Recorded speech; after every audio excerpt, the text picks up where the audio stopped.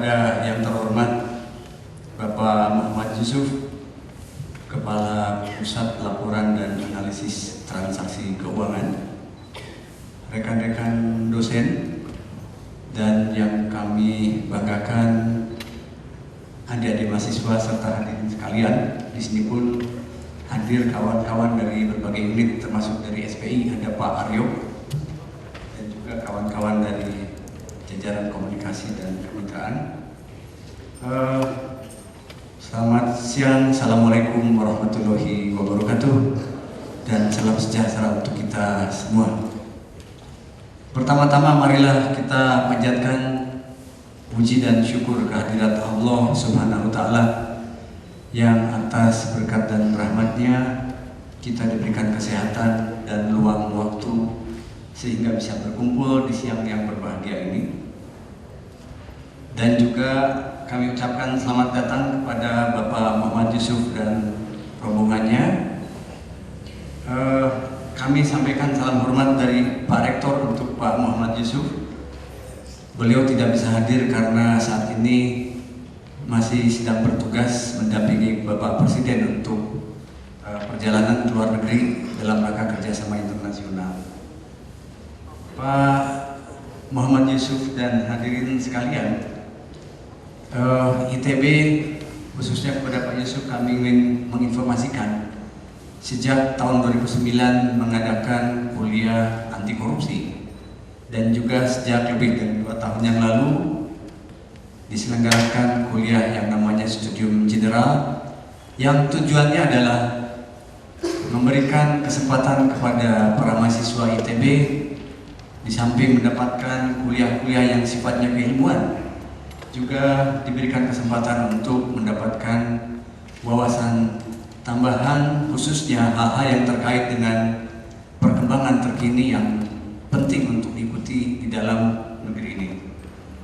Dan untuk itulah kami mengucapkan banyak terima kasih kepada Pak Muhammad Yusuf atas kesediaan Bapak di tengah-tengah waktu yang sangat sibuk masih sempat meluangkan untuk bisa hadir dan berbagi pengalaman kepada kami semua. Kepada adik-adik mahasiswa, ini kesempatan yang sangat berharga karena Pak Muhammad Yusuf ini beliau juga sangat padat waktunya, dan kesempatan yang baik ini mari kita manfaatkan. Tentunya beliau akan menjelaskan PPATK itu apa, lalu kenapa ada PPATK di negara kita, bagaimana mekanisme kerjanya, lalu bisa jadi apa hubungan keilmuan yang ada di kita, apakah teknologi informasi dan keilmuan lainnya yang secara langsung maupun tidak langsung akan berhubungan dengan proses-proses yang ada di sistem manajemen di PPATK. Pak Muhammad Yusuf siang ini hadir para mahasiswa peserta kuliah Studium General dan kuliah anti korupsi, di mana di sini hadir para pembimbing mata kuliah anti korupsi, ada Pak Dr. Aryo, Pak Suryadi Siregar, Pak Agung, Profesor Nanang, dan banyak lagi. Dan juga mata kuliah Studium General yang diselenggarakan atau dibina oleh Direktorat Pendidikan dan Lembaga Kemahasiswaan.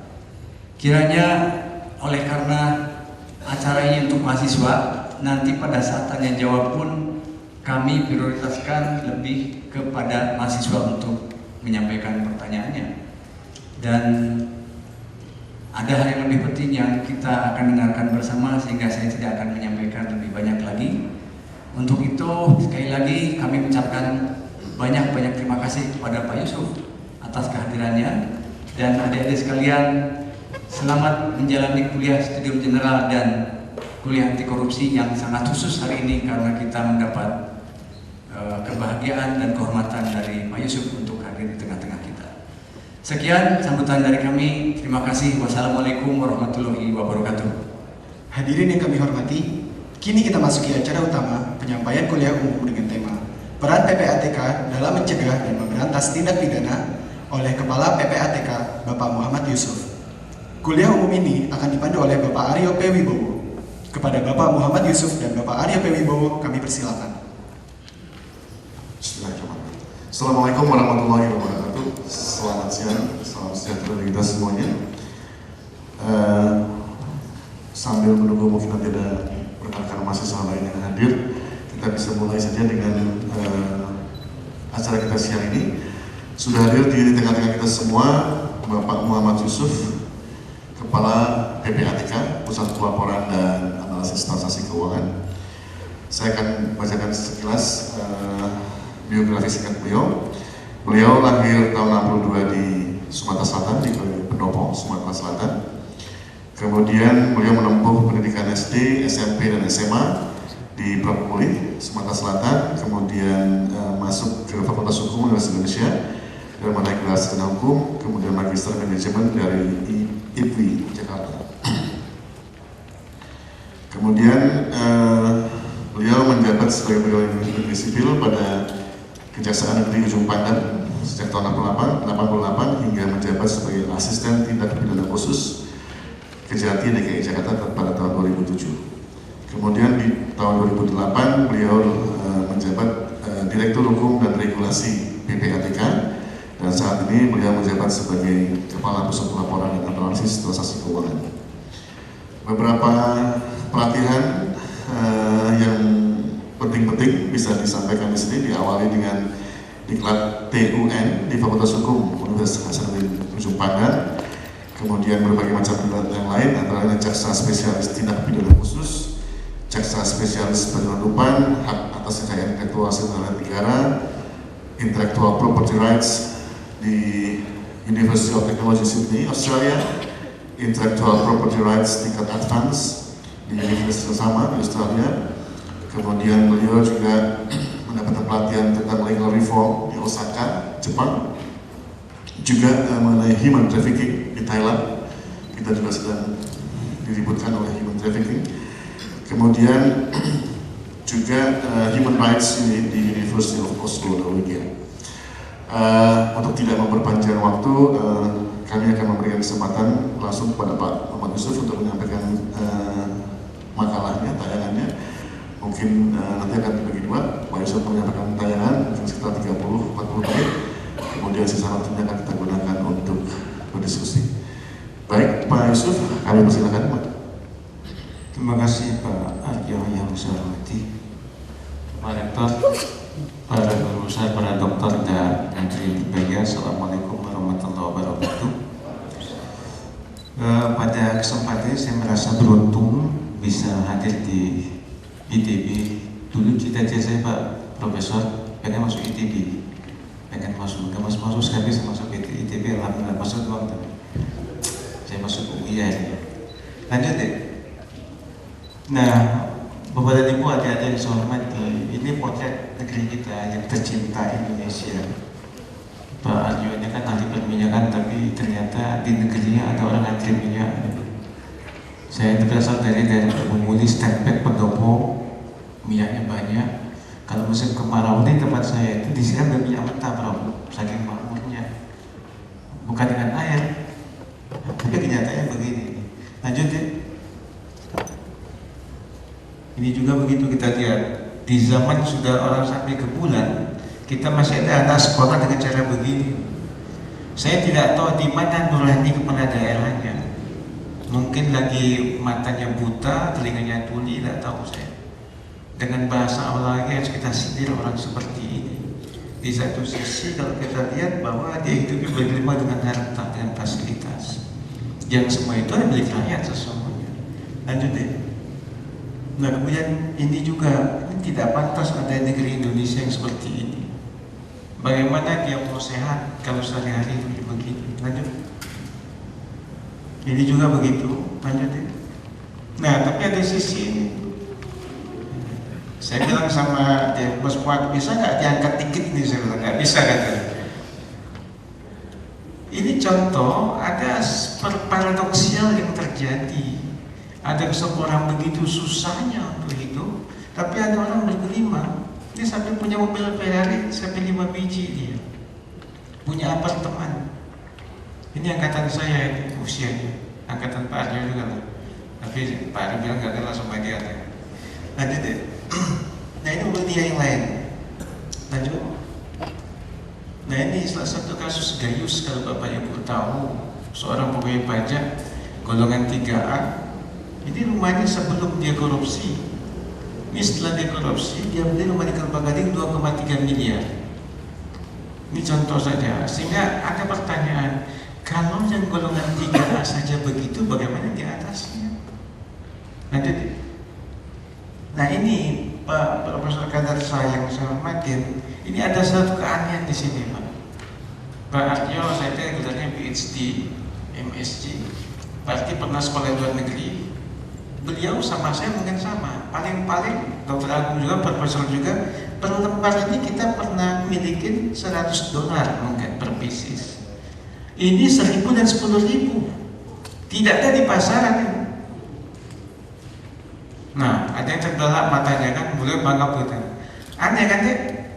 Kemudian ribbonnya ini masih Bank of Chicago dan Bank of Singapore. Saya sampai ke Amerika, Prof, menelusuri ini, ke kantor FBI saya. Tidak ketemu juga. Nah, apa hikmah yang kita ambil dari kejadian ini? Ternyata yang punya uang ini, kalau profesor, saya, Pak Aryo, saya yakin kalau kita ke bank kita antri, Prof. Karena kita bukan nasabah privilege, bukan nasabah high. Jadi, tapi kalau Bapak profesor nasabah yang kelas tinggi, Bapak tidak perlu antri, dijemput sama tugas banknya. Prof, perlunya apa? Ngambil uang, pecahan berapa? Ditawari. Artinya yang punya uang begini pasti perusahaan yang munafik, bukan sembarang nasabah. Kedua, kok bisa masuk ke Indonesia? Berarti ada kong kali kong dengan aparat oknum, atau dia punya alat transportasi langsung, pesawat pribadi atau kapal pesiar mewah. Ini satu yang ketahuan. Bagaimana yang lain kita nggak tahu. Nah ini kita temukan juga. Ada 3,2 kg emas milik dia di safe deposit bank salah satu bank di Kelapa Gading. Kita temukan juga. Lanjut deh.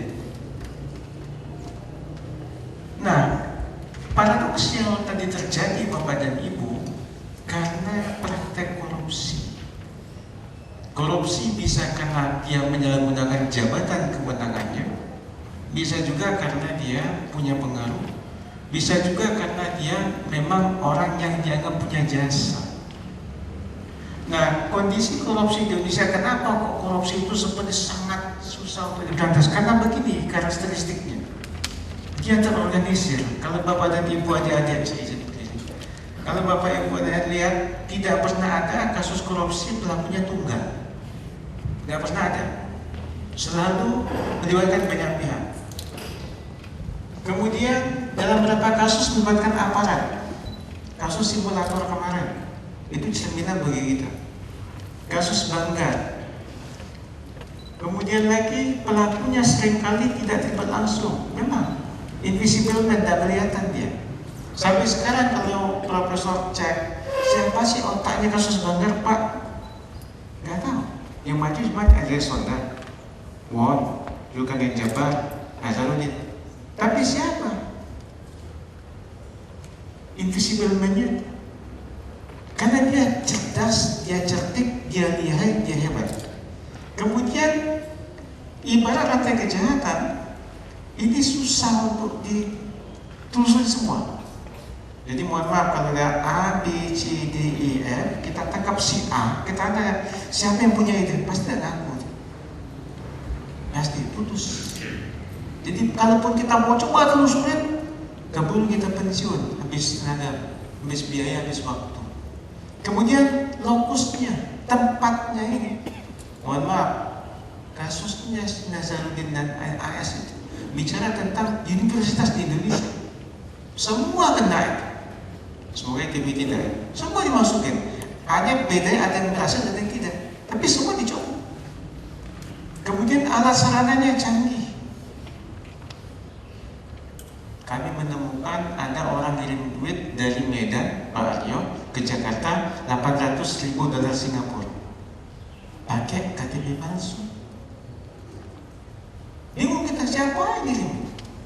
Itu contohnya. Kalau kita tidak segera aktif, ya memang itu untuk pakai kejahatan. Nah, yang sering sekali masalah, hukum seringkali tertinggal. Ini kondisinya, sehingga sulit untuk diberantas. Lanjut deh. Nah kemudian ditambah kondisi tadi, ditambah dengan tadi Pak Dr. Agus bicara sama saya. Ini masalahnya, korupsi jangan biasa.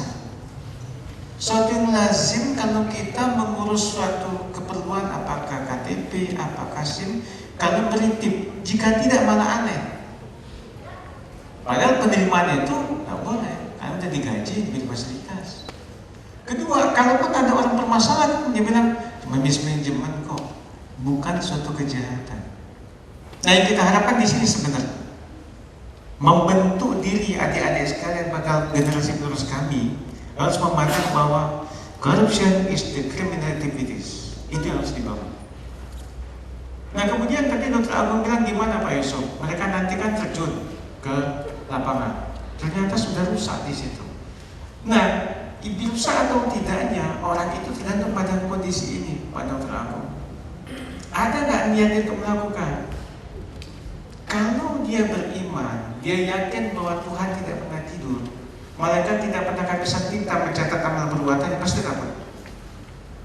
Tapi kalau imannya tidak ada, dia anggap Tuhan tidak akan korek, ya pasti.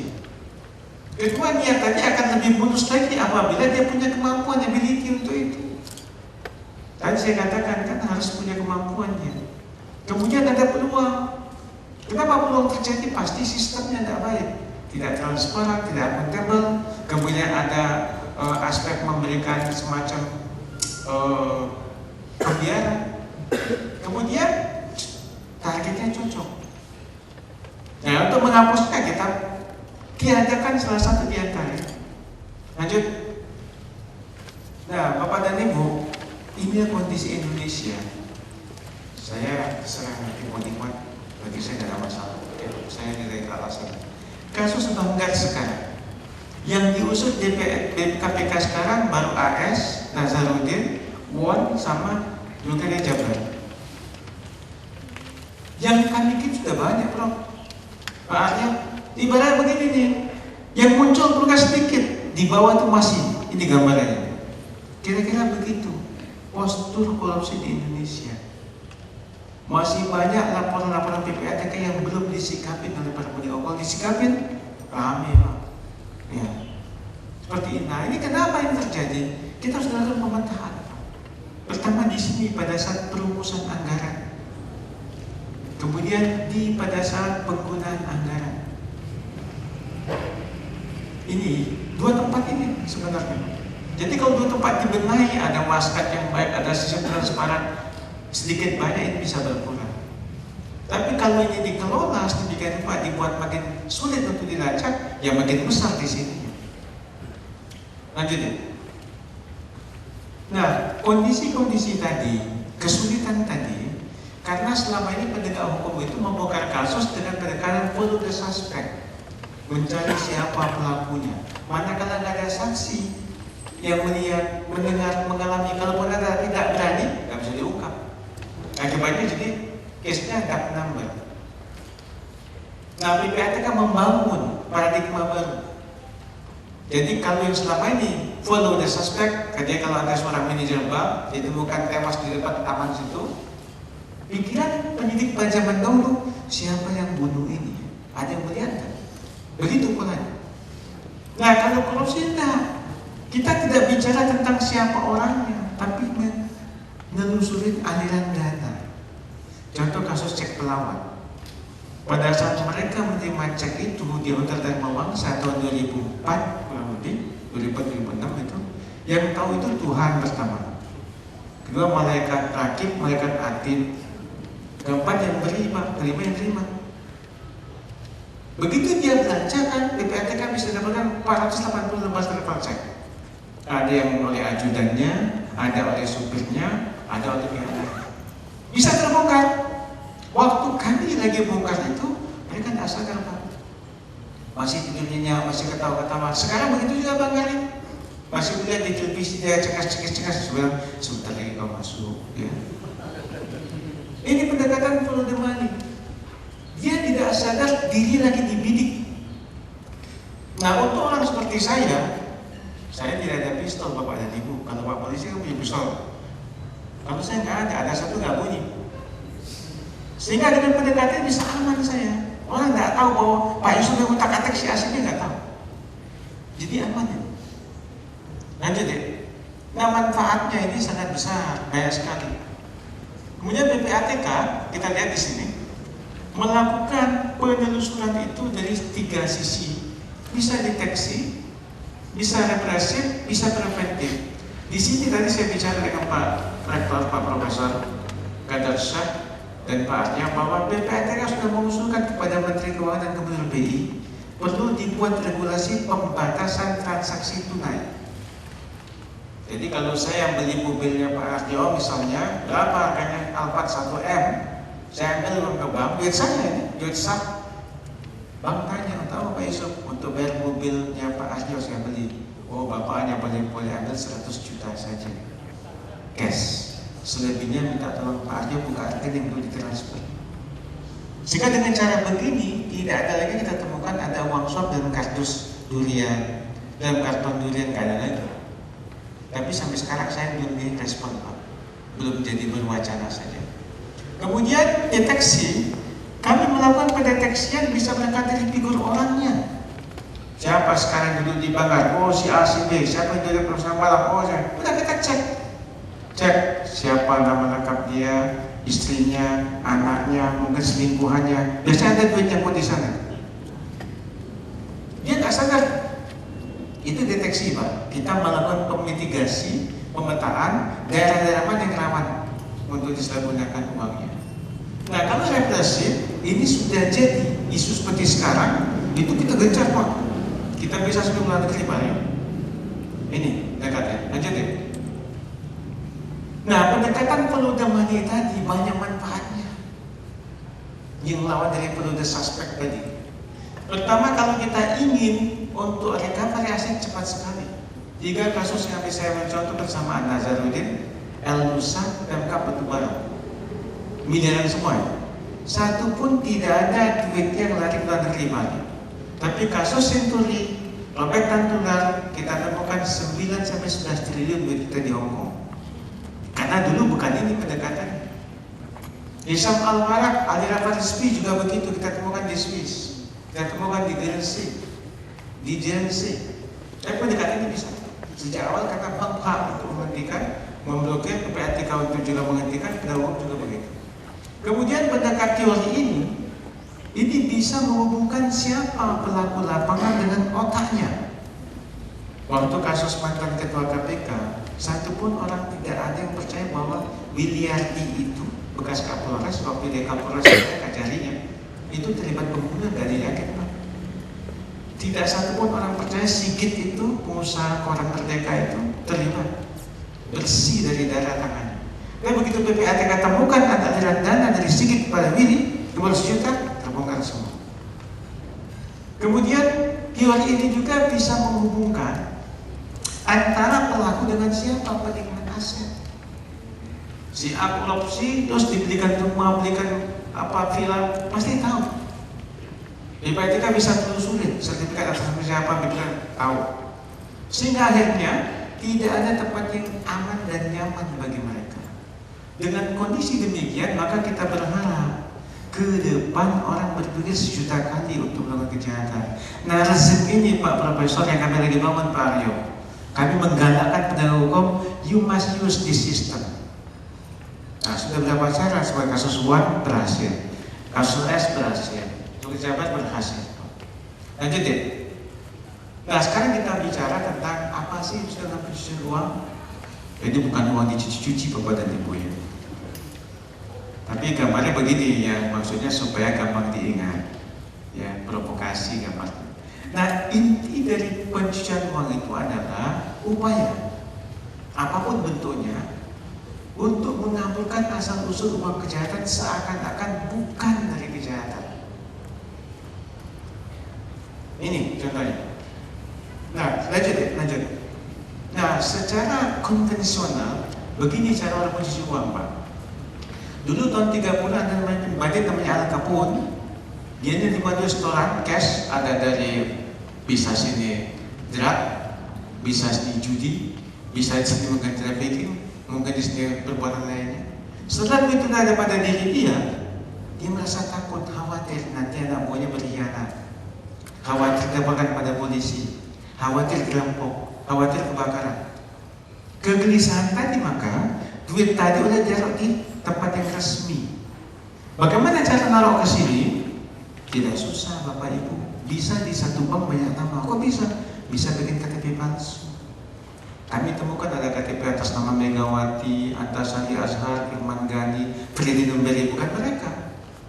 Gayus itu waktu di tahanan Brimob Kelapa II Depok itu, keluar dia bikin KTP atas nama Suni Laksono di Jalan Pramuka Jakarta Pusat. Karena saya anggota Satgas Mafia Hukum, saya tanya mana-mana Pak.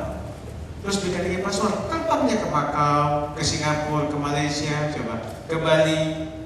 Orang di tahanan apalagi tidak.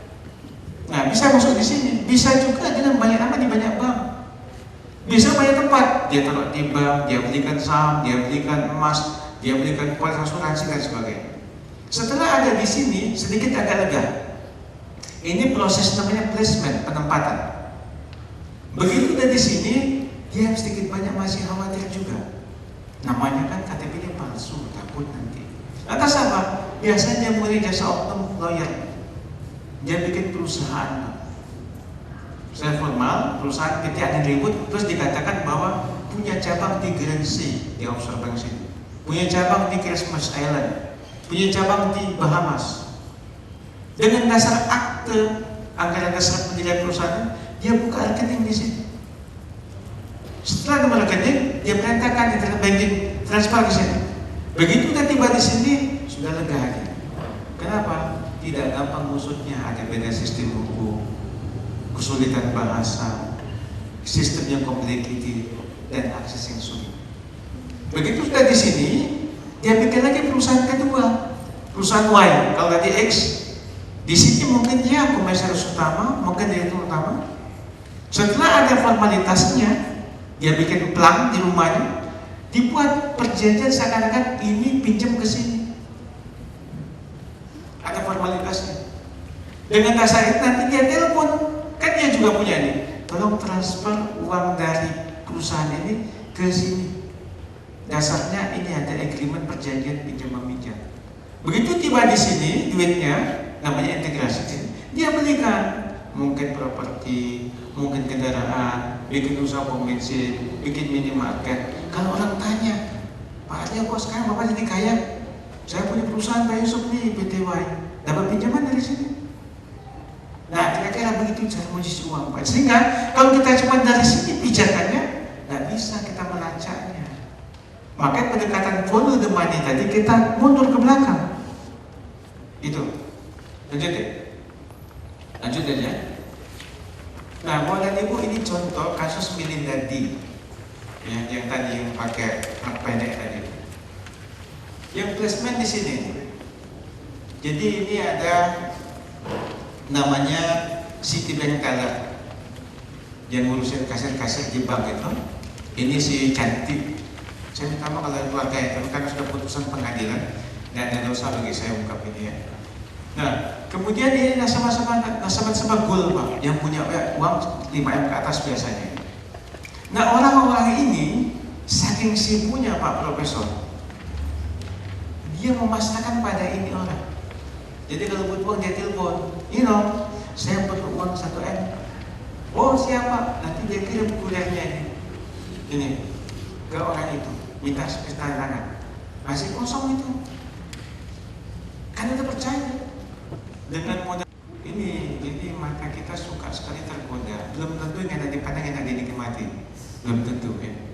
Nah, kemudian dia janji minta 1M, diisi lagi 2M, sehingga dari rekeningnya keluar 2M, tapi yang diberikan kepada orangnya 1M, sisanya ditaruh di sini nih, placement atas nama siapa? Ini keluarganya ini.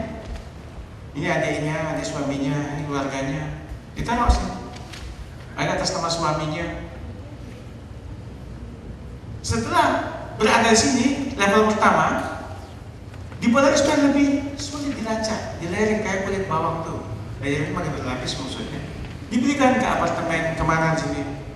Sudah berubah nama, dari sini menjadi milik ini menjadi milik ini. Setelah ada di sini aman, baru dia berikan atas nama diri sendiri apartemen. Begitu tahapannya. Sehingga kalau Anda langsung ke arah sini, nggak bakal ketemu. Nah, ini fungsi PPATK, menelusuri awalnya dari mana, kemana larinya, siapa terima dan sebagainya. Lanjut ya. Nah, Bapak dan Ibu yang saya hormati, PPATK itu tentu tidak semua rekening telisik, mana punya kemampuan kan. Lantas bagaimana? Yang kiri kanan oke. Maksud saya begini, bank punya kewajiban melapor pada PPATK. Dan sekarang Bapak dan Ibu tidak cuma perbankan, perusahaan asuransi, investasi, pegadaian, kemudian pedagang mobil, pedagang properti, pedagang emas berlian, pedagang barang antik, balai dan wajib lapor pada PPATK semua. Karena kita mencium uang korupsi pakai beli mobil, beli rumah, dan sebagainya. Beli kawin untuk kawin lagi, beli mas kawin kan? Nah, sehingga yang dilaporkan oleh bank kepada PPATK adalah transaksi yang menyimpang dari profil. Nah, profil itu ada dua, profesor sama saya, profil pribadi, kami sama-sama warga negara Indonesia, tinggal di Indonesia, hidup di Indonesia, berarti penghasilan kami rupiah, transaksi kami rupiah, tidak punya penghasilan lagi. Kalau tiba-tiba masuk rekening saya dengan profesor dolar, mencurigakan. Kemudian profil sebagai pegawai. Lalu pegawai terukur Pak gajinya itu.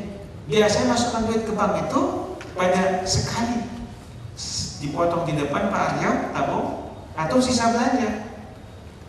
Kalau sekarang tiap minggu masuk, nah ini berarti ada nggak beres nih. Atau gimana karakteristik? Dia bilang, Pak Yusuf, saya kan punya usaha apa? Punya minimarket. Nah, kalau punya minimarket itu karakteristik, nah, duitnya itu pasti variatif. Ada 5.000, 10.000, 20.000 orang belanja. Kalau sekarang 100 ribuan semua store, nah, menyimpang dari karakteristik dia.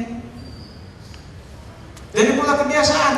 Biasanya Pak Profesor, Pak Aryo, saya, Pak Siregar, Pak Agung buka rekening itu di dekat tempat kantor kita atau tempat rumah kita. Gayus rumah Jakarta Utara buka di Ciputat, buka di Balikpapan, buka di Jambi. Ini aneh. Nah, kalau ada yang ini pasti oleh bank dapat pada PPATK, oleh pedagang mobil, pedagang emas berlian. Tadi saya katakan dengan Pak Profesor dan Pak Agung, ada seorang pegawai yang tidak terlalu tinggi beli emas 1,3 miliar sekali bayar cash sampai ke meja saya seperti itu. Atau transaksi bertujuan untuk menghindari pelaporan. Pak Aryo punya uang 2M, mohon maaf Pak, kalau masuk sekali ke bank ketahuan oleh bank, cicil tik. Nah, itu pernah ada kejadian, ada seorang ibu-ibu di Surabaya bawa 5M Pak, store, kasih belangko, nama, rekening, ada pertanyaan belum, asal usul uang. Marah dia, kamu nggak percaya sama saya? Kata kasetnya, bukan begitu Bu, kalau Bu gak isi nggak apa-apa. Nah, saya batal. Nah, gara-gara batal, nomor PPATK. Dianggap ini nomor 3 ini. Kenapa dia nggak transparan? Nah, nomor 4 tidak masuk 1, 2, 3. Cuma PPATK punya data sendiri, mungkin perbuatan di luar negeri yang tidak ada di Indonesia. Kita punya sumber informasi. Nanti deh. Nah, bagaimana PPATK bekerja? Tadi saya janji dengan Pak, sedikit sekali waktu saya. Kira-kira begini. Jadi tadi ada hasil korupsi ditaruh di bank. Bank melihat bahwa kan namanya pengprofilan kirim pada PPATK. PPATK analisis. Dan cukup bisa kita periksa ke bawah. Ada indikasi kejahatan kirim pada penegak hukum, penyidik, jaksa, sama hakim. Nah, di sini bank berhak untuk melakukan penundaan transaksi, PPATK menghentikan, penegak hukum untuk menghentikan, memblokir, menyita dan sebagainya. Sejak awal uangnya aman. Lanjut aja lagi. Nah, ini kira-kira Bapak mau yang tindak pidana keseluruhan. Jadi di poin Z ini tindak pidana lainnya yang diancam 4 tahun ke atas, sehingga banyak yang bisa melahirkan tindak pidana pencucian uang. Lanjutin. Nah, cara orang mencuci uang itu gimana? Seperti ini. Smart film. Jadi ini kasar M. Dia coba pecah-pecah. Tujuannya supaya kalau sekaligus ketahuan, maka dipecah-pecah diacak. Ada juga dipecah terstruktur. Sedikit baik aman, naik lagi aman, naik terus gitu. Nah ini yang aneh itu, Prof. Kenapa aneh? Kalau profesor dengan saya kita nabung suatu bank, ternyata bank itu masuk orang terancam kolaps. Tentu begitu kita dapat uang kita kapok taruh di situ kan, takut kita. Tapi di Senturi itu ada yang dia begitu di bail out dapat duit kembali lagi, Prof. Saya tanya, kenapa bisa demikian ini? Mesti kan dia ngeri dong, kalau hilang gimana? Capek-capek cari uang selama ini, kalau bank itu tutup. Apa kata manajemennya? Kita janji Pak, janji apa? Kasih bunga tinggi, kasih hadiah. Enggak, bukan itu. Karena dia pasti sedikit loh. Kalau dia buka di bank baru, ditanya macam-macam. Isi aplikasi lagi, dilihat wajar nggak wajarnya gitu. Jadi ini berindikasi juga pencucian uang. Lanjut. Nah, PPATK itu mengolah sumber informasi yang pertama namanya laporan transaksi mencurigakan tadi yang menyebut profil sama laporan transaksi tunai. Nah, di sini yang kami temukan di kasusnya Oknum Bangga. Jadi untuk transaksi 500 juta ke atas Bapak dan Ibu, kita tidak pandang bulu. Kamu susah pandang bulu ya. Tidak pandang bulu siapapun orangnya, mau tukang becak, mau pejabat, pasti dilaporkan pada PPATK. Nah, jumlahnya Pak sampai sekarang yang laporan transaksi keuangan tunai ini sudah 11 juta lebih. Jadi kalau kita hitung 1 M per transaksi, ada 11.000 triliun duit yang pernah beredar di Indonesia yang tercatat di PPATK. TKI TKW saja setiap tahun Prof itu 9 triliun ngirim ke Indonesia. Tapi negeri-negeri yang aneh bin ajaib. Kenapa? Ada kiriman dari TKI, ada duit dari devisa yang lain, minjem luar negeri lagi.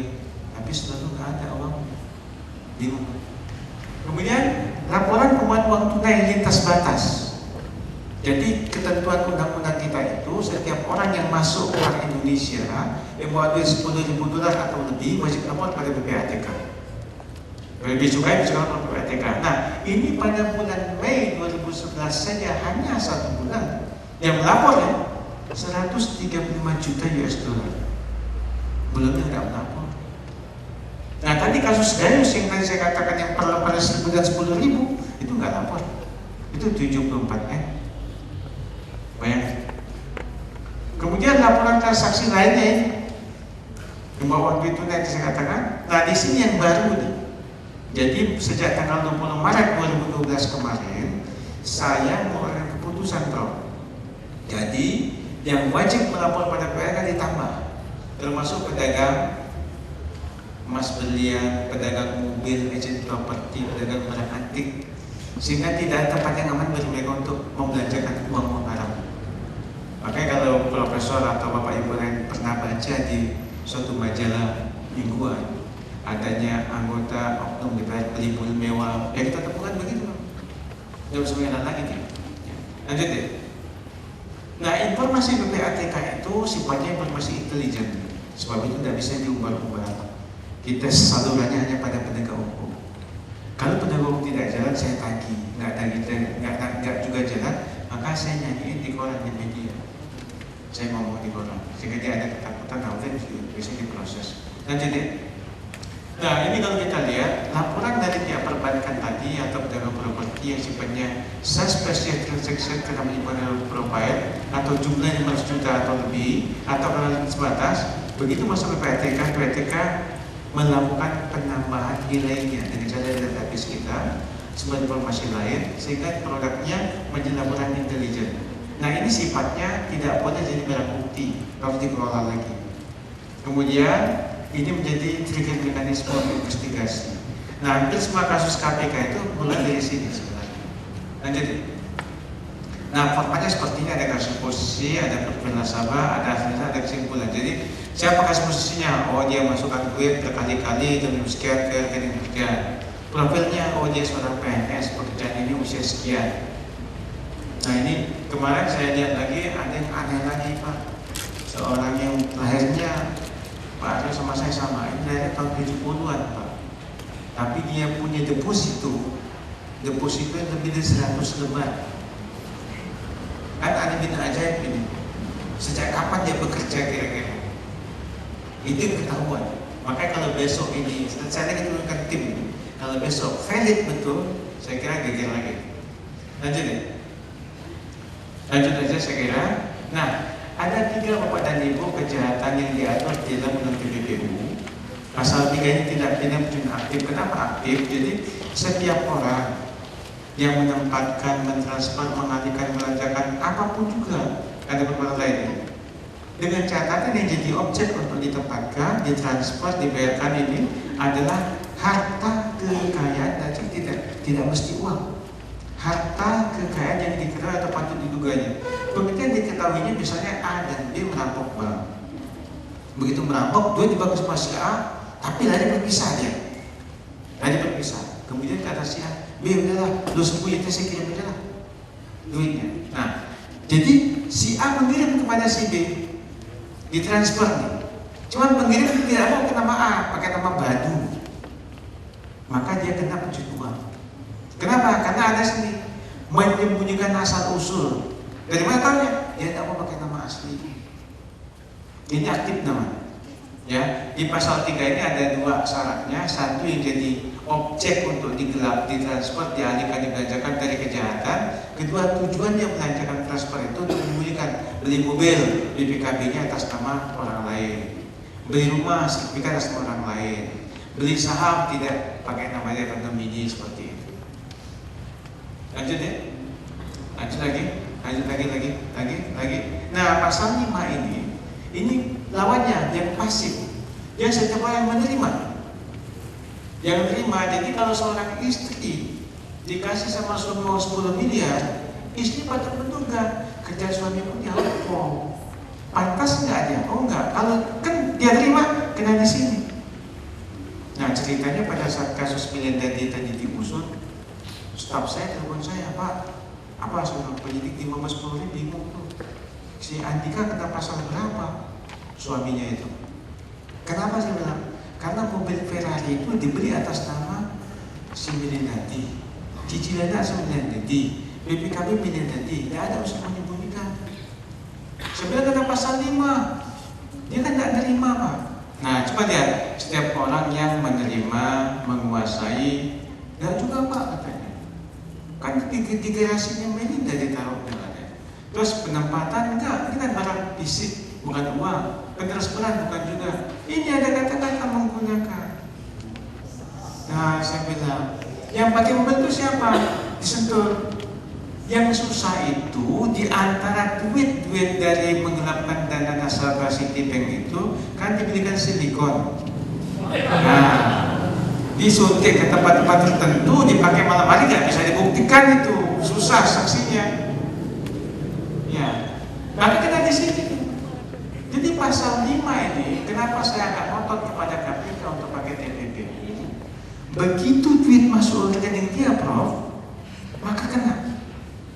Karena dia patut menduga. Tiba-tiba Profesor kirim uang sama saya. Siapa menduga? Apa-apaan itu? Saudara saya bukan, bapak saya bukan. Kan begitu mereka dari pengusaha kan begitu. Patut, jadi kena otomatis. Paling gampang. Kasih dengan KPK, menjamkan mata saja bisa tahu. Galau semua orang ini. Cuma ya ini willingness yang perlu kita kedepankan, mau atau tidak. Lanjut deh. Yang pasal 4 kembali. Nah, Bapak Ibu, pasal 4 pasal di antaranya. Jadi kalau ada orang seorang koruptor beli rumah, terus dia bilang sama notarisnya, Bu, tolong jangan balik nama. Padahal lazimnya kalau saya beli rumahnya Profesor, beli rumahnya Pak Agung atau Pak Aryo, saya minta segera balik nama. Saya khawatir nanti anak cucu mereka bukan saya. Kan itu lazimnya. Saya khawatir nanti berubah pikiran. Kalau saya bilang rumahnya, kalau mereka kebatalan gimana? Pasti minta segera. Mereka tidak, malah minta jangan balik nama. Kenapa? Supaya tidak ketahuan Pak Koordinator. Nah, notaris tadi kena di sini. Dia menyembunyikan, menyamakan asal usulnya.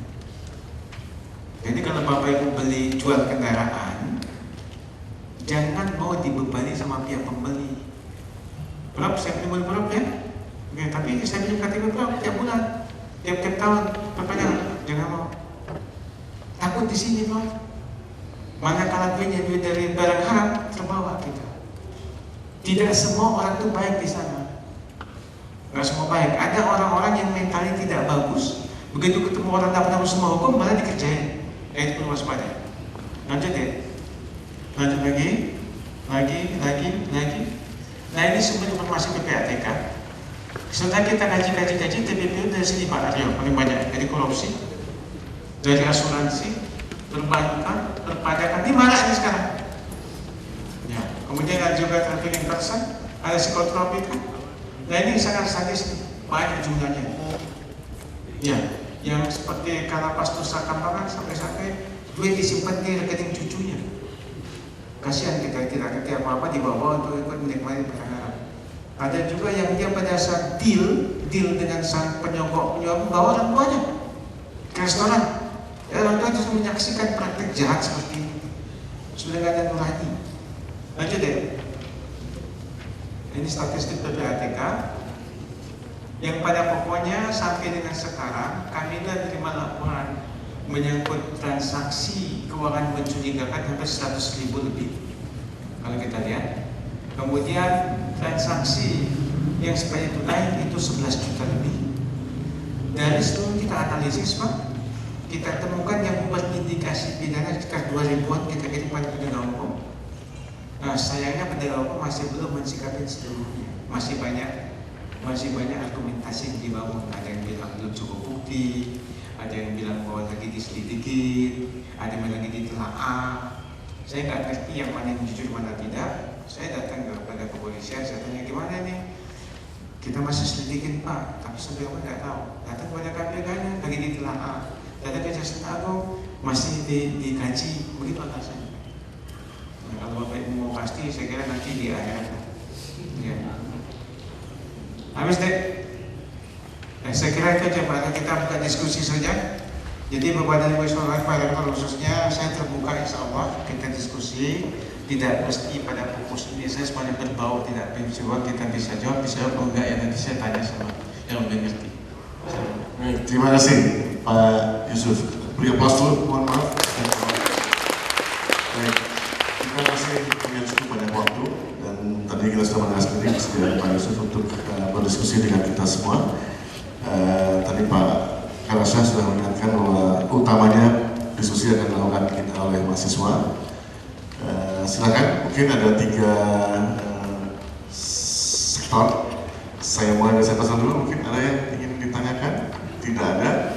Sektor tengah juga belum muncul. Wanitanya belum punya pertanyaan. Di sini, wah 3-3-nya sudah berada di sini. Oke, baik.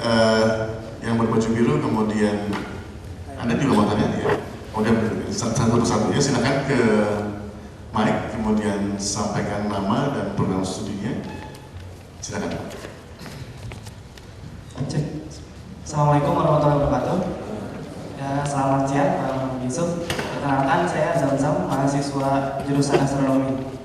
Pertanyaan saya ada 2 Pak. Yang pertama itu, menurut pandangan saya peran PPATK ini hampir mirip dengan KPK ya Pak.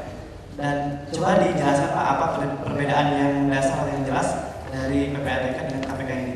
Soalnya dua-duanya sama di bidang tindak pidana korupsi. Kemudian bagaimana kerjasama yang dibangun oleh PPATK dan KPK ataupun lembaga lainnya dalam memberantas tindak pidana korupsi. Pertanyaan yang kedua, tadi dijelaskan bahwa salah satu kendala pemberantasan tindak pidana ini adalah kejahatan yang terorganisir dan terlibatnya para pejabat-pejabat tinggi. Nah, ketika menemukan hal tersebut, apa yang dilakukan oleh PPATK?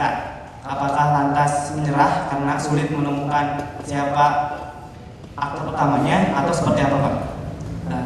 Demikian pertanyaan dari saya. Terima kasih Pak. Assalamualaikum warahmatullahi wabarakatuh. Waalaikumsalam. Mungkin kita kumpulkan Bapak mau jawab satu-satu. Kumpulkan. Silakan yang mau jawab. Assalamualaikum warahmatullahi wabarakatuh. Selamat siang Pak Yusuf. Perkenalkan saya Faisal dari Teknik Lautan. Saya tertarik sama wacana pemberantasan transaksi sejauh apa sih Pak wacananya dan detail rencananya? Soalnya tadi saya mendengar juga percuma juga Pak kalau misalkan itu bisa dicicil ya sama aja berarti pembatasan itu. Terus yang ini pertanyaan tambahan dari saya Pak, kemudian PPATK ini lembaga di bawah siapa atau dia tanggung jawab kepada siapa? Karena kan ada konflik interest yang seperti itu. Terima kasih Pak. Terima kasih. Nama saya Heri Haryadi dari Magister Aeronautika. Bagus sekali apa yang disampaikan oleh pemaparan. Saya ingin menyampaikan bahwa PPATK apakah mungkin mengusut ulang transaksi BLBI, karena sampai sekarang APBN kita itu masih mensubsidi obligasi rekat. Jadi kita membayar pajak, mahasiswa, dosen, tukang macu, tukang beca, semuanya mensubsidi para konglomerat hitam obligor itu. Satu pertanyaan saya yang pertama, apakah PPATK bisa mengusut atau surut transaksi ulang dari para obligor, karena ada indikasi 98 sampai 2000 itu ada capital outflow sekitar 200 triliun. Itu yang pertama. Yang kedua, ada fenomena buyback atau pembelian ulang saham lewat metode insider trading. Contoh, Lim Swilliam membeli saham BCA di pemerintah lewat perusahaan nyaris fiktif yang Parallel Capital itu. Nah, apakah itu termasuk kategori pencucian uang? Itu yang kedua. Yang ketiga, mengenai fungsi PPATK, apakah bisa ditambah di samping sebagai preventif adalah preemptif. Jadi ketika data itu berupa data intelijen, data mentah, saya rasa kurang efektif kalau cuma dipajang, dimasukkan ke penyidik, karena belum tentu dia sikap. Maksud saya, apakah ada sinergi online? Begitu ada indikasi transaksi yang mencurigakan, langsung blokir rekening itu, terutama untuk pejabat tinggi negara khususnya. Jadi leg spesialis untuk kasus-kasus khusus. Saya rasa 3 poin itu yang utama, karena negara kita sangat sengsara dengan PLB. Terima kasih. Assalamualaikum warahmatullahi wabarakatuh. Waalaikumsalam warahmatullahi wabarakatuh. Ada tiga penanya Pak. Yusuf, silakan Pak. Saudara Zamzam, kalau PPATK itu telah diterangkan ya, yang pasal 340, pasal 40 tadi ada 4. Jadi kita itu pertama mencegah dan memberantas TPPU, kemudian mengelola informasi, kemudian melakukan pengawasan pada pihak pelapor. Itu yang kita perlu pemeriksaan. Nah, ini kalau kita lihat di sini, dibaca di sini. Jadi ini fungsi yang kita kedepankan. Ini pola data dan informasi. Jadi PPATK itu Pak Rektor, bagi PPATK tidak berlaku kerahasiaan. Tidak ada rahasia pajak, rahasia bank nggak laku. Kita memang punya kekebalan. Kemudian pengawasan kepatuhan, bank itu melapor enggak kalau transaksi yang aneh-aneh. Kalau enggak, maka kita bisa kenakan sanksi. Sanksinya kepada sang pejabat pemutus bisa penjara, kepada lembaganya bisa denda. Kemudian di sini analisis pemeriksaan, manakala ada transaksi laporkan yang masih belum clear, kita bisa turun ke bawah. Kita bisa lihat data akses kita. Bahkan saya bisa dari komputer saya itu bisa ke Amerika, bisa ke Australia, ada sekitar 102 negara yang bisa saya akses. Seperti itu. Kemudian kerjasamanya, coba lihat yang tersebut. Kerjasamanya bahwa kami ini sebagai penaik kira-kira. Jadi manakala ada transaksi di besar ada transaksi mencurigakan yang lapor pada PPATK, kita analisis di sini. Jika ada indikasi pidana, kita kirim pada penegak hukum. Ini bisa KPK, bisa kejaksaan, bisa kepolisian, bisa direktur pajak, bisa BNN, bisa bea cukai. Tergantung nuansanya kemana. Nanti mereka melakukan penyidikan. Bisa juga nanti mereka minta data ke kami lagi. Ternyata ada nama baru, penutusan. Jadi sifatnya memang bisa kita saling bantu. Kami berikan awal, terus dia kasih feedbacknya, kita olah lagi dan sebagainya. Nah, jadi seperti pemain bola, kami pengumpan yang menggolkan ke gawang itu para penegak hukum. Nah, cuman kan sekarang ini penegak hukumnya cerdas atau tidak. Kalau kayak Lionel Messi enak, tapi kalau kayak pemain Indonesia yang kalah 12-0 susah kita kan. Kemudian untuk Faisal, jadi mengenai pembatasan transaksi naik, itu udah kirim resmi. BI sudah melakukan rapat mengundang data rencana dimasukkan ke dalam undang-undang amandemen undang BI. Cuman saya agak kecil hati dengan ada wacana regenerasi rupiah itu. Nanti kalau dibatasi 1 miliar ternyata belum yang penguatan kembali, ya tak ada guna. Sehingga itu harus paralel. Saya tetap akan bicara nanti dengan para pejabat terkait. Kemudian PPATK lembaga independen pasal 50. Saya bertanggung jawab pada presiden dan kepada DPR. Tapi ada satu pasal, barang siapa ikut campur, kalau ada yang coba-coba telepon saya, itu masuk penjara. Nah, kenapa PPATK tidak seperti KPK diangkat, dipilih presiden, dipilih DPR, diangkat? Karena undang-undang itu dulu saya salah satu pembahasnya. Saya tidak mau nanti PPATK dimasukin politisi, dimasukin partisan. Kemudian tidak jaminan yang melalui tahapan di DPR itu bisa clean. Sehingga kita mekanismenya, kepala itu diusulkan oleh orang dalam. Pak Yunus itu usulkan saya. Nanti kalau saya mau pensiun, saya akan cari figur-figur yang sangat baik, saya kirim pada presiden. Nah, tentunya kami harus pegang amanah, pegang sumpah jabatan, tidak boleh kami dibayar seperti itu. Kemudian untuk Haryadi, apakah bisa PPATK maksud BLBI untuk penelusuran uang tidak terikat pada daluarsa? Sepanjang dia itu uangnya ada di bank, maka bisa. Tapi kalau tidak di bank, di bawah bantal, di bawah kasur, itu tidak bisa. Jadi tidak berlaku surut. Sepanjang transaksi berarti kita bisa proses. Contoh misalnya sekarang kasus Banggar yang kita usut dari 2004 sampai dengan 2012. Seperti itu ya. Kemudian lagi mengenai insider trading, saya juga tidak tahu pasti ini rumor atau betul fakta adanya. Karena sampai sekarang kita belum menemukan secara faktual. Kalau ada, saya ingin bongkar ini. Tapi sampai sekarang belum ketahuan. Cuman memang seperti Anda sebut tadi, saya bertanya-tanya juga, kok tiba-tiba orang itu jadi kaya, perusahaan cepat banget berkembang, udah beli ini beli itu lagi. Saya nggak bohong, ada suspicious pikiran saya kepada orang seperti itu. Tapi sebelum ini ada mungkin nyata, tentu kita tidak mau berspekulasi karena menyangkut nasib orang, menyangkut juga praduga tak bersalah, menyangkut juga suudzon atau sawasangka. Kemudian apakah bisa preemptif? Saya mau katakan itu sudah kami lakukan. Jadi sekarang ini mohon maaf, saya dimohon maaf Pak Aryo. Kalau Pak Aryo ini misalnya punya uang lebih dari 2 miliar pada satu bank, saya bisa cek di kantor saya.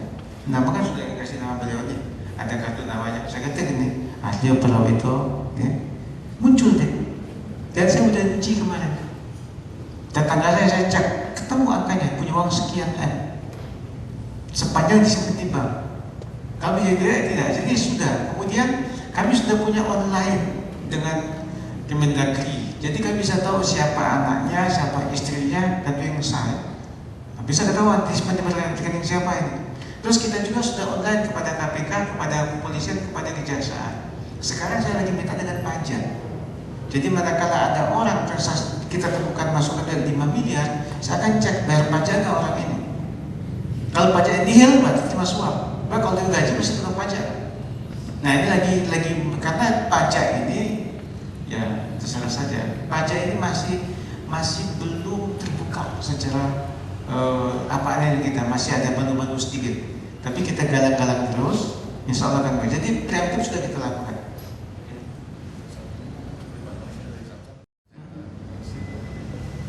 Oh ya, begini, kami tidak ada kenal menyerah.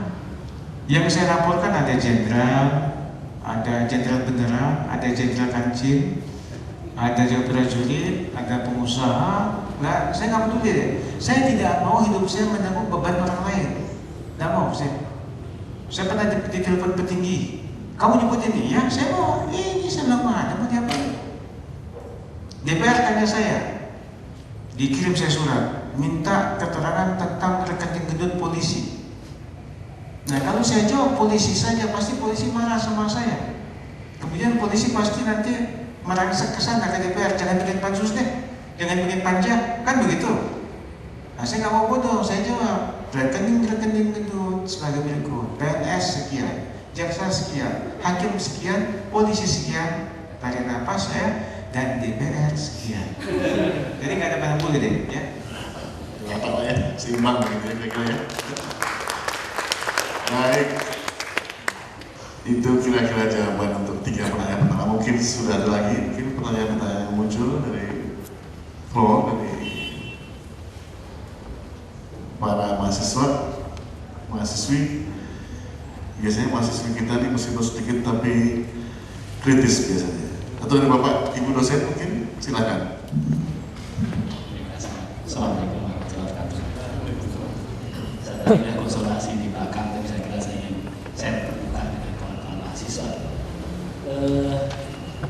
Kalau permasalahan kita Indonesia seperti ini, tadi jalan macet, banjir, kemiskinan di mana-mana, karena dana infrastruktur yang kurang. Waktu kita diskusi di PHK itu kurang lebih 40% dana APBN, APBD korupsi, jadi kalau kurang lebih 400 triliun. Nah kalau bangun jembatan Surabaya Madura itu maka kurang lebih kita bisa bangun 100 jembatan seperti itu kalau tidak dikorupsi. Jadi memang tidak ada alternatif lain kalau kita harus memberantas korupsi. Pada saat yang sama seperti juga Pak Dansar menyampaikan bahwa hampir 60-70% situasi usaha dunia di Indonesia ini kena korupsi. Dia ada di kita nanti ketika lulus dia masuk ke dalam kubangan korupsi. Tadi saya surprise terus saya mendapatkan inspirasi bahwa gimana menerapkan kepada adik-adik kita. Yang pertama menyampaikan keikhlasan memang inti dari sebuah ajaran agama, dan tentunya semua agama Indonesia Pancasila ketuhanan yang maha esa berarti keimanan. Tapi kemudian kalau kita masuk dalam kubangan, apakah kita bisa berenang atau tidak usah masuk dalam kubangan? Kita tetap duduk di pojok-pojok masjid, pojok gereja, pikir itu kan paling aman. Gitu. Artinya tetapi Indonesia tetap dalam keadaan korupsi selama muda. Kita nggak tahu kapan berarti. Berarti kita harus masuk. Saya sudah berpikiran kita harus masuk ke sana. Gimana Pak caranya? Bapak tadi menyampaikan berani dan networking. Saya ingin belajar Bapak networking seperti apa yang bisa menyelesaikan itu. Networking yang seperti apa yang kita bisa tetap mandiri pribadi kita, percaya pada keikhlasan, kita tetap bisa hidup. Mohon maaf, terima kasih. Assalamualaikum warahmatullahi wabarakatuh.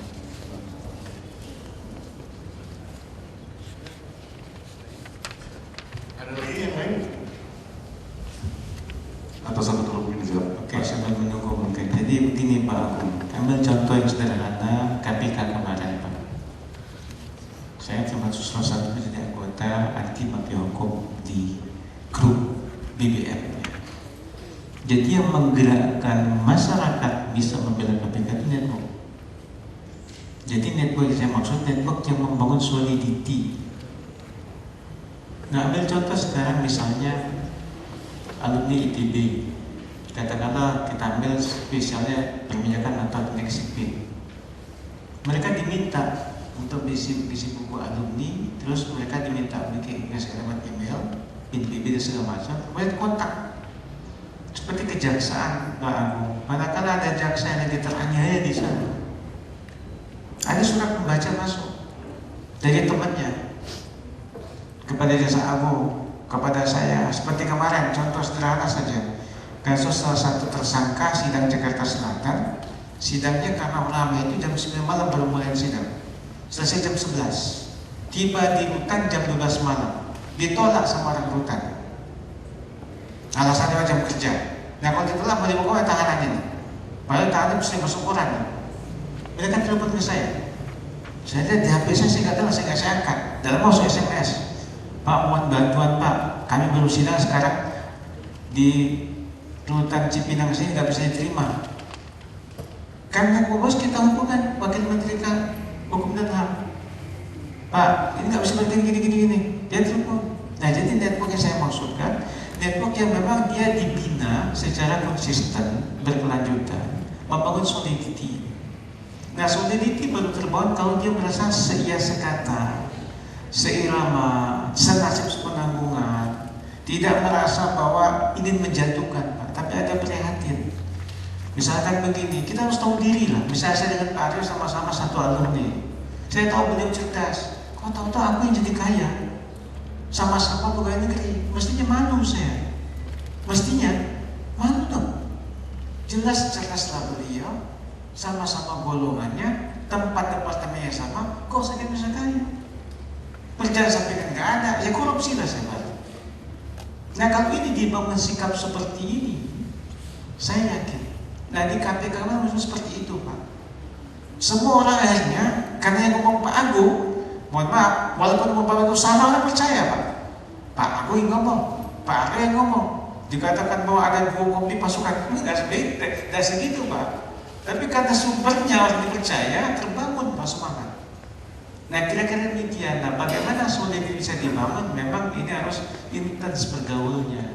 Nggak bisa, mohon maaf, saya pernah mengerjakan Mas dari pendidikan 6 bulan saja nggak cukup. Perlu ada kelanjutan. Mungkin ada cara-cara dimungkinkan mereka melakukan dinamika kelompok, tugas kelompok, melakukan survei, penelitian. Karena sering ketemu kan terbangun semangat. Itu maksud saya. Baik, terima kasih Pak Yusuf. Mungkin sudah ada dari mahasiswa atau mahasiswi pertanyaan lagi dari bapak ibu dosen. Satu di sebelah sana kiri ya. Ada lagi dari sebelah sini. Satu lagi di sebelah kanan sudah habis atau di sebelah yang ujung. Satu. Boleh ya Pak ya. Boleh. Silakan adik yang setelah mendekat ke ada di depan ke mic. Tolong sebutkan nama dan prodi ya. Bismillahirrahmanirrahim. Nama saya Arif dari Teknik Mesin TP 2011. Menanggapi pernyataan tadi mengenai sejauh mana area PPATK itu sendiri bekerja. Tadi saya mendengar bahwa PPATK hanya bisa meng-cut aliran dana itu di bank. Ketika ada uang di bawah bantal atau di manapun lah di luar bank itu sendiri, PPATK tidak bisa meng-cut dana itu atau berusaha berupaya untuk menyelidiki itu. Dan hal yang menarik juga, setelah laporan datang dari PPATK ke memproses, katakanlah KPK atau polisi begitu, saya mendengar di media atau saya pernah mendengar dari guru saya bahwa KPK itu sendiri juga melakukan hal itu, melakukan menganalisis keuangan, berapa banyak yang dikorupsi segala macam. Entah itu memang udah data yang diterima oleh PPATK atau memang itu temuan KPK itu sendiri. Saya lebih concern ke KPK sebenarnya daripada ke lembaga yang lain. Kalau gitu, haruskah ada PPATK begitu? Ketika KPK itu sendiri sudah bisa bekerja maksimal di bidang itu. Mungkin saya bisa mengasumsikan, mohon maaf jika saya salah, tolong juga direvisi, ditanggapi maaf. Di negara kita ini terlalu banyak lembaga yang memiliki tugas yang sama, sehingga di sana tuh ada yang tadi dikatakan sama Mas yang tadi itu ada konflik interest. Di situ juga terjadi lomba begitu, siapa lembaga yang terbaik, entah itu KPK atau polisi atau siapa. Yang jelas itu menurut saya sistem yang salah menurut saya. Terus yang kedua mengenai setelah itu koruptor mau digimanain? Maksimal hanya 20 tahun. Ya faktanya kadang ada yang cuma beberapa tahun, nggak terlalu banyak juga. Dan setelah mereka keluar, mereka aktif lagi di birokrasi, mereka melakukan hal yang sama dengan pembelajaran yang luar biasa seperti itu. Karena saya pernah tertangkap, saya tidak mau lagi masuk ke lubang yang sama gitu. Kalaupun masuk, saya mau masuk ke lubang yang lebih keren lagi gitu, nggak ke lubang yang sama yang seperti itu. Jadi maksud saya hanya sebatas itukah hukuman bagi para koruptor sehingga tidak membuat mereka jera? Enggak akan mereka mati aja gitu?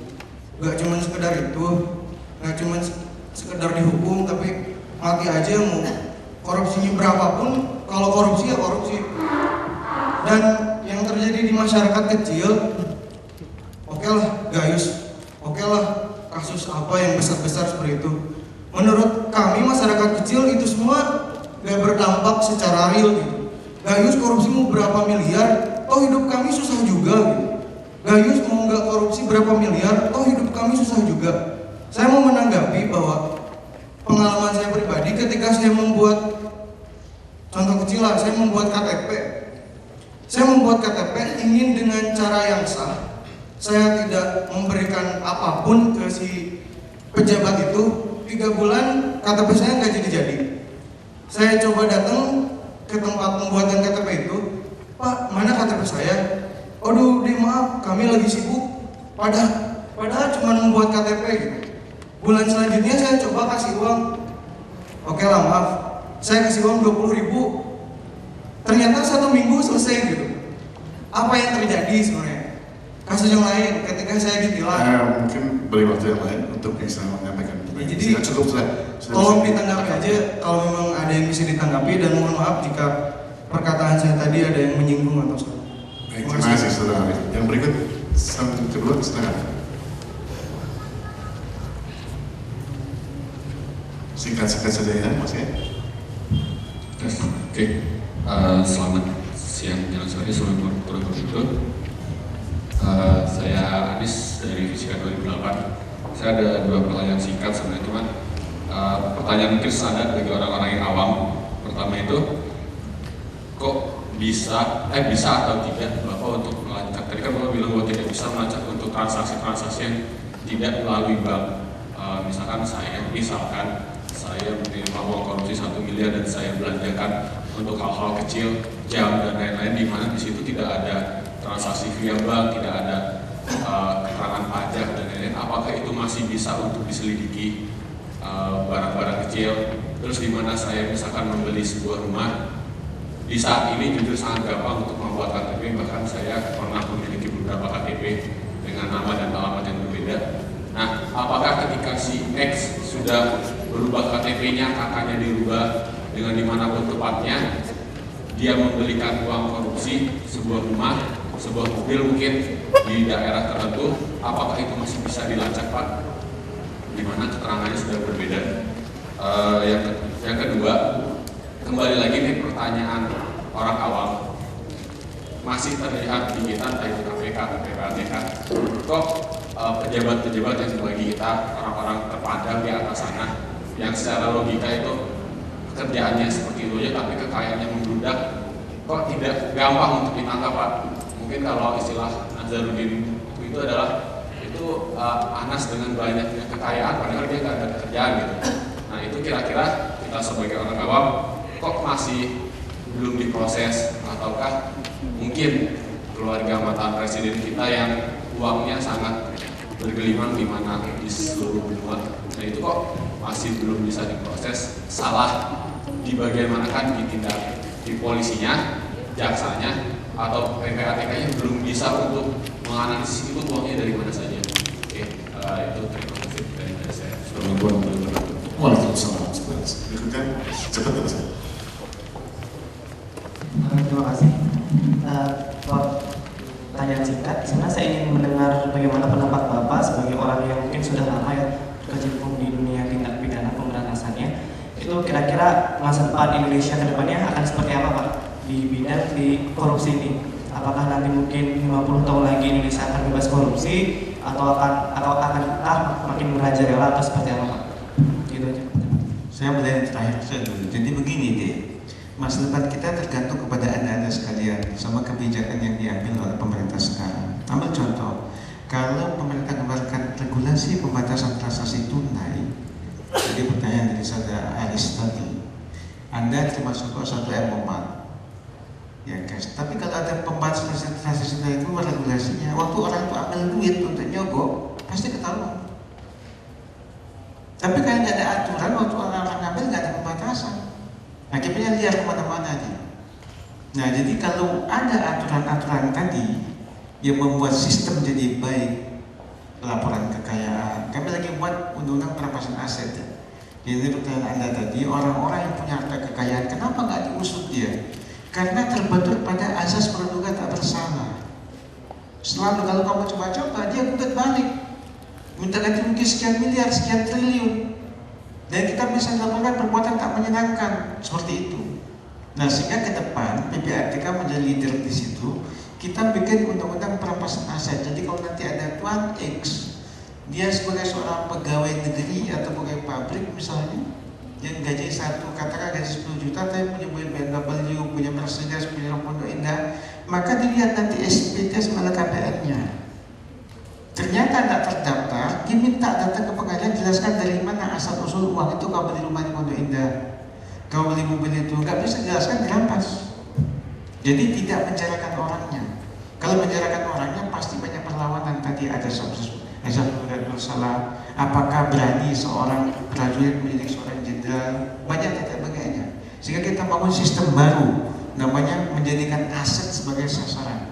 Ya, itu. Jadi kemudian yang kedua tadi saya katakan, kalau Anda nanti punya komitmen, dulu mohon maaf ini, tahun 1997 waktu saya studi ke Australia, saya mendengar dengan telinga saya sendiri bagaimana orang-orang di Curai itu keberatan dengan anak-anak baru Pak Profesor dari STAN, terus masuk ke pendidikan di Jurang Mangu. Di situ ada kiai mereka ngaji, sehingga mereka jadi militan. Haram ya haram, tidak ada. Mereka terganggu. Kata mereka kalau gini rusak rezeki kita. Saya dengar sendiri. Nah, kalau itu berkelanjutan pasti kalah rezeki berlaku. Ternyata mereka sedikit dia kemudian. Nah, orang-orang seperti kita bangun yang seperti Pak Agung bilang tadi, kalau tidak punya jalan, paling nggak dia melaporkan si itu korupsi. Sekarang namanya whistleblower, itu dibangun sekarang. Jadi untuk departemen kementerian tidak mampu, kemudian dia bangun sistem itu.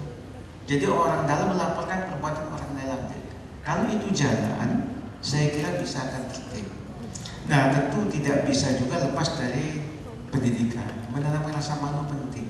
Tadi saya katakan, kalau saya dengan Pak Arjo, beliau lebih cerdas, lebih lulus, kerja kami sama, kemudian sama, kok saya kaya? Kalau saya punya uang pasti saya malu, gak enak. Nah, sekarang itu saya alamin. Kalau ada anak buah saya datang ke rumah saya, mikir-mikir dia pakai mobil. Dia tukar mobilnya Pak Arjo. Gak enak katanya. Pak Yusuf mobil Vios. Seperti itu. Ini perlu. Jadi kemudian Mas Arif tadi, jadi kita sudah bangun RU perampasan aset untuk mensikapi tadi ada ketidakmampuan, keengganan, kekhawatiran, was-was karena ada sistem. Tadi KPK itu kalau nggak matang nggak berani dia. Berapa banyak laporan saya nggak sikapin karena pengen alasannya kami kan nggak punya kewenangan menghentikan penyidikan Pak Yusuf. Nah, tapi nanti kemudian perampasan aset kita akan bangun tidak ada tempat yang nyaman bagi mereka. Sasaran saya nanti adalah para pemilik rekening-rekening besar. Saya akan jadikan acuan pintu masuk LKPN sama SPT pajaknya. Begitu dia nggak bayar pajak, kau punya rumah 345, berarti ini nggak berada penghasilan non sah sehingga kita bisa sita. Itu ya. Kemudian Mas Arif, begini, memang salah satu tanda satu sistem itu belum sempurna dengan dibentuknya komisi. Kenapa perlu ada komisi pemberantasan korupsi? Karena kejaksaan dianggap tidak optimal. Nah, mestinya menurut saya. Dan ini saya sampaikan di KPK. KPK jangan terlena jadi jagoan sendiri. Dia harus berusaha memperbaiki kejaksaan kepolisian supaya sama seperti dia. Jadikan KPK lain. Tidak bisa dia sendiri. Sampai kiamat pun tidak mungkin. Cuma satu di Jakarta. Nah, bagaimana caranya? Perbaikan gajinya, perbaikan kewenangan Jaksa Agung itu jangan lagi di bawah presiden, independen dia misalnya. Kewenangan ditambah, tidak perlu perizinan. Akhirnya kalau sekarang dia kerja jaksa juga di sana, bukan orang lain kok. Tidak bisa sistemnya tadi. Penghasilannya bagus, tidak pusing kepala. Nah, tapi kalau jaksa di Kejaksaan Agung bekerja di 2 minggu berikutnya, kalau saya nggak terima, nggak makan anak istri saya. Anak saya nggak bisa bayar kursus tambahan untuk privat. Nggak bisa bahasa Inggris, nggak ada duit. Akibatnya apa? Daripada anak saya nggak maju sekolah, terimalah pihak ketiga duit. Nah, di KPK contohnya pangkat 3C mengalahkan bintang 2 di Kejaksaan Agung. Seperti ini. Nah, kalau KPK berpikir bahwa dia bagian dari suatu bangsa, berusaha membenahi sistem ini, maka jadikanlah kejaksaan bersama seperti dia. Saya kira tidak ada terjadi ribut-ribut kayak kemarin. Mereka sakit hati juga. Ada baru kemarin kok sudah begini, seperti itu kira-kira. ada, bagaimana suaranya itu akan ada. Nah kemudian lagi tidak overlapping sesungguhnya. KPK dia berpijak pada ranah penegakan hukum. KPK tidak seperti PPATK. PPATK itu belum tahu siapa orangnya, di mana tempat tinggalnya. Kita sudah bisa baca. KPK bisa harus laporan masyarakat dulu, dianalisis, kalau berita penyelidikan baru jalan. Kita enggak, kita jauh lebih maju. Nah, hampir semua saya katakan produk yang kami kirim kepada KPK itu jadi sumber bagi mereka. Hampir semua. Saya tidak elok menyebut satu persatu, tapi saya berani menunjukkan ucapan saya. Bahkan saya sering ke sana, saya mendikte para jaksa, saya ngajak jaksa harus begini. Seperti itu. Jadi ada korelasi sangat kuat, dia tidak overlapping ya. Tapi saya sepakat tadi memang dibentuk komisi itu karena sistem yang ada di KPK belum optimal. Cuma saya tadi mestinya penyebabnya itu harus dicari tahu kenapa sampai tidak optimal. Nah ini perlu dibangun. Saya kira itu. Baik, terima kasih Pak Yusuf.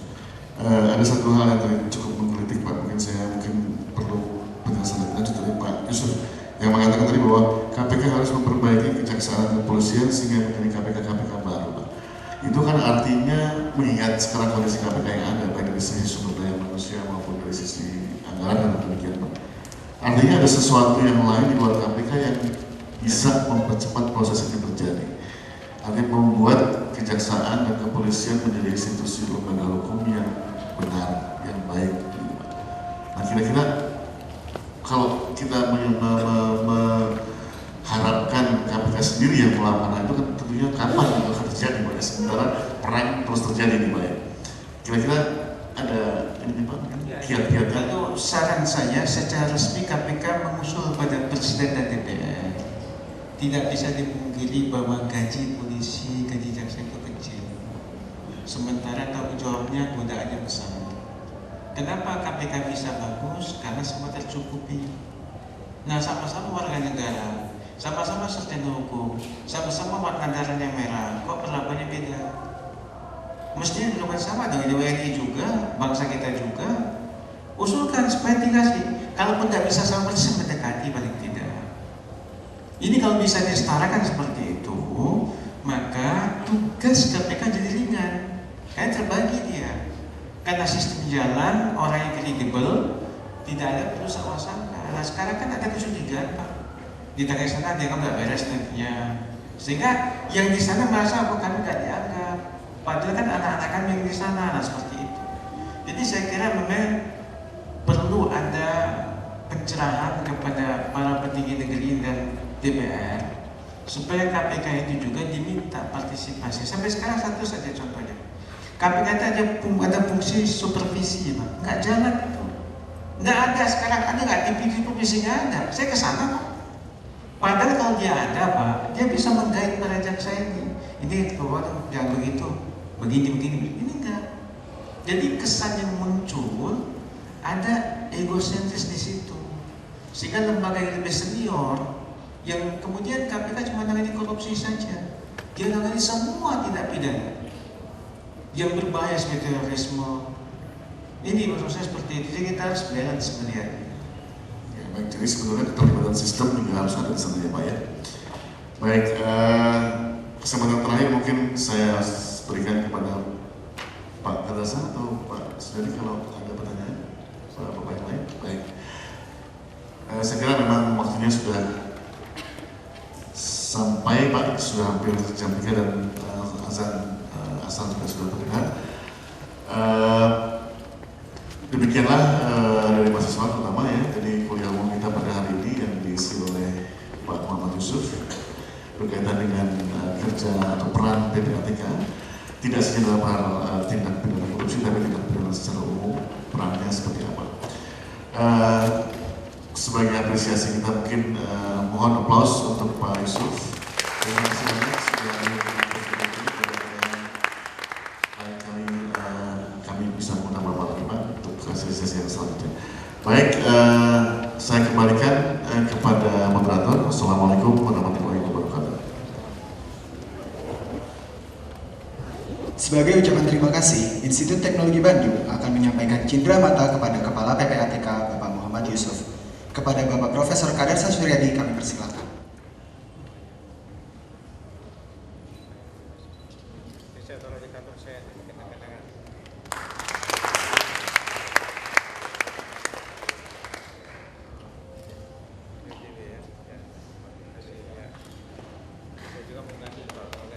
Selanjutnya, penyerahan cindera mata dari Kepala PPATK kepada Institut Teknologi Bandung.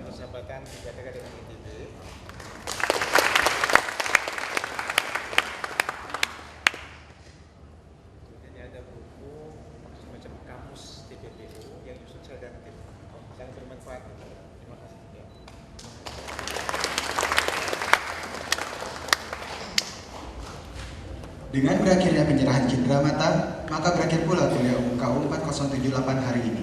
Mohon maaf bila ada kekurangan dalam penyelenggaraan acara ini. Terima kasih atas perhatian hadirin. Selamat siang.